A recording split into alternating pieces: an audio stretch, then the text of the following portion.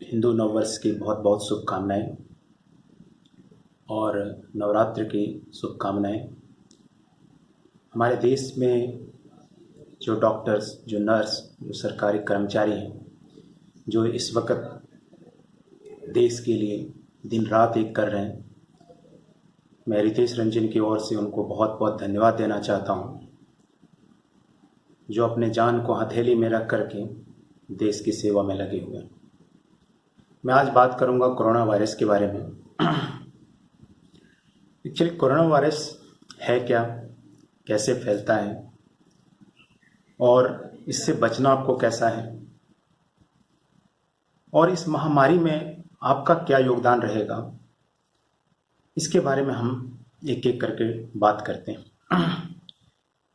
देखिए, सबसे पहले कोरोना वायरस क्या है। कोरोना इसका नाम इसलिए पड़ा कि इसको जब माइक्रोस्कोप से देखा गया तो इसका स्ट्रक्चर क्रोन लाइक था, जिस वजह से इसका नाम कोरोना पड़ा। और वायरस जो होते हैं, एक सिंपल सा मैं कहूँ, वायरस तो इनएक्टिव होता है या फिर डेड होता है जब वो किसी निर्जीव पे रहता है, निर्जीव वस्तु पे रहता है। लेकिन वो एक्टिव हो जाता है तब जब किसी व्यक्ति में, जीवित वस्तु में ये चला जाता है। वायरस की बात करें तो 3 तरह के वायरस होते हैं basically: animal virus, plant virus और बैक्टीरियल वायरस। इन तीनों वायरस में ये वायरस है, लोग का मानना है कि ये एनिमल्स, पशुओं से या जीव जंतुओं से आया हुआ है वायरस है। और ये हमारे शरीर में कैसे फैलता है, इसके बारे में थोड़ा सा आप समझें। वायरस 2 चीज़ों से मिलकर के बने होते हैं। इसके अंदर में एक न्यूक्लियस होता है जिसमें डीएनए या आरएनए होते हैं, और इसके बाहरी सतह पे एक प्रोटीन का लेयर होता है।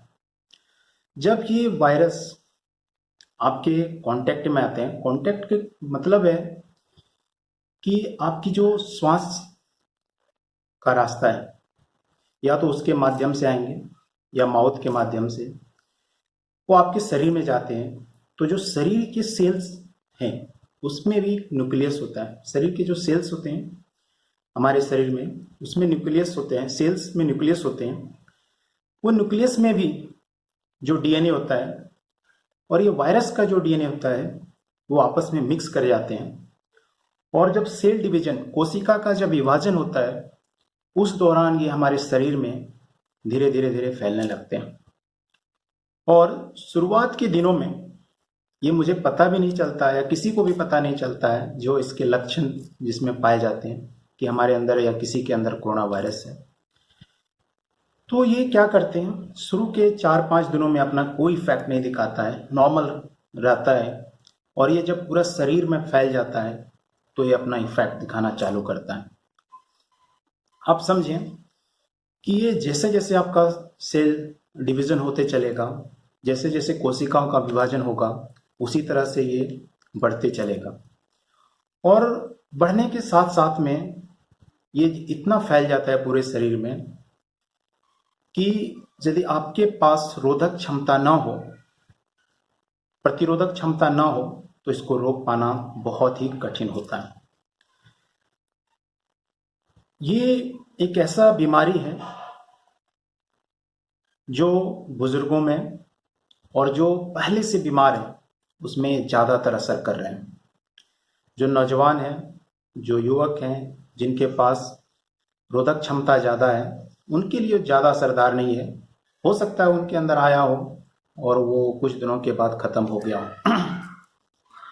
लेकिन इससे बुजुर्ग को बचना बहुत ज़रूरी है। जो पहले से मरीज़ हैं, जिनके पास पहले से डायबिटीज़ है, लंग्स के प्रॉब्लम्स हैं, high blood pressure, low blood pressure वाले पेशेंट हैं, जिनके फेफड़े में कुछ और बीमारियां हैं सिगरेट पीने की वजह से, तो उसमें क्या है, उनको बहुत ज़्यादा इफेक्ट करेगा। यदि उनको हो गया तो इस बीमारी से बचना थोड़ा मुश्किल है उनके लिए, और उन्हीं के इलाज के लिए थोड़ा सा अच्छा ट्रीटमेंट चाहिए। एक्चुअली जब होता है ये, तो इसके 5 स्टेजेस हैं। शुरू की जो स्टेज में है, इसमें कुछ लक्षण आते हैं जैसे आपका खांसी आना, बुखार, ज़्यादा बुखार आ जाना, जोड़ में दर्द होना और शरीर में भी और सांस लेने में दिक्कत होना, ये इसके प्राइमरी लक्षण हैं। पहला स्टेज में ये पता चलता है, जिसको 4-5 दिन कंटिन्यूअस हो रहा हो वो ज़रूर मेडिकल का सलाह लें। दूसरा स्टेज होता है आइडेंटिफिकेशन का। जब आपके पास आइडेंटिफाई हो गया कि ये कोरोना वायरस है, तो उनको तुरंत चेकअप कराना चाहिए और अपने आप को आइसोलेट करना चाहिए। आइसोलेट मतलब क्या है कि आप दूरियां बनाए रखें, क्योंकि आप जब पॉजिटिव आपके अंदर है तो आप जब छींकेंगे तो आपके माउथ के थ्रू जो लार ग्रंथियां जो बाहर जाएंगे और वो किसी डायरेक्ट सामने वाले बॉडी कांटेक्ट में आ गए तो वो डायरेक्ट इफेक्ट करेगा और ये आपसे दूसरे बॉडी में फैल जाएगा। तो उस सिचुएशंस में जो व्यक्ति को एक कोरोना पॉजिटिव है वो मास्क बांध के रखें या फिर हैंकी का इस्तेमाल करें, टिश्यू का इस्तेमाल करें। और जब आप छींकें खांसें तो छींकने खांसने के बाद उस टिश्यू को फेंक दें डस्टबिन में, ताकि उसका फिर कोई दूसरा उपयोग ना करे। तीसरा स्टेज है स्प्रेडिंग, फैलने का स्टेज, जो भी भारत में चल रहा है। इस स्टेज में यदि एक व्यक्ति जो संक्रमित है वो अपने आप को यदि आइसोलेट नहीं किया तो हो सकता है एक व्यक्ति 100 लोग को भी बीमारी फैला सकता है। इसी वजह से सरकार ने जो बड़े बड़े कदम उठाए हैं उनका सराहना जितना भी किया जाए वो कम है। थोड़ी सी परेशानी हो सकता है कि आम जनमानस में हो, बट इस परेशानी को आप थोड़ा सा बर्दाश्त करें, सहन शक्ति लाएं अपने अंदर और इस बड़े महामारी में अपना एक योगदान है आपका समझें। तो हर लोगों के बीच में थोड़ा सा डिस्टेंस बनाए रखें और स्प्रेडिंग होने से बचाएं। और इसके चौथे पांचवें जो है स्टेज वो रिकवरी स्टेज होता है, जो आप देखते होंगे सुनते होंगे न्यूज़ में कि चाइना में रिकवरी स्टेज चलाया।